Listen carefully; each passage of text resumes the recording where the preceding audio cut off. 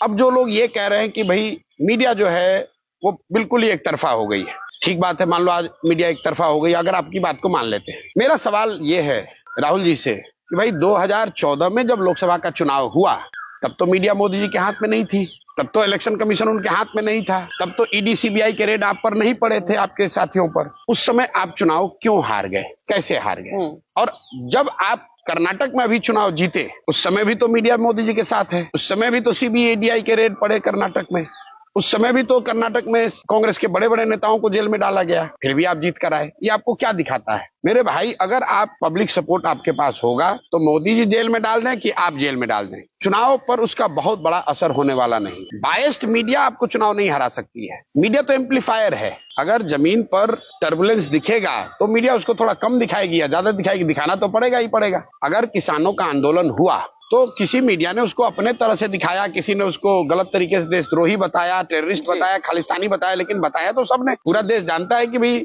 मोदी जी के खिलाफ किसानों का आंदोलन हुआ जी। अगर सीए एनआरसी का आंदोलन हुआ तो मीडिया उसको ढक छुपा तो सकती नहीं है। आप मुझे ये बताइए कि जो इंडिपेंडेंट मीडिया है उस पर जब मार पड़ती है, कितने पॉलिटिकल पार्टी और नेता जाकर उसकी मदद करते हैं?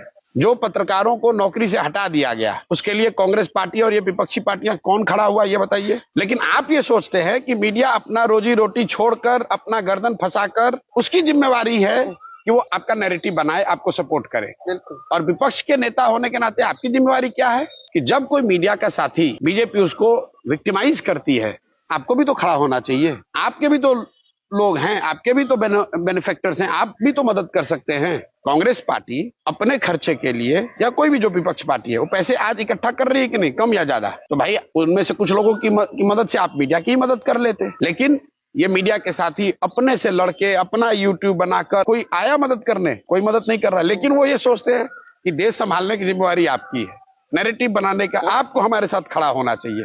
इट्स लाइक, मतलब why are you playing the victim यार?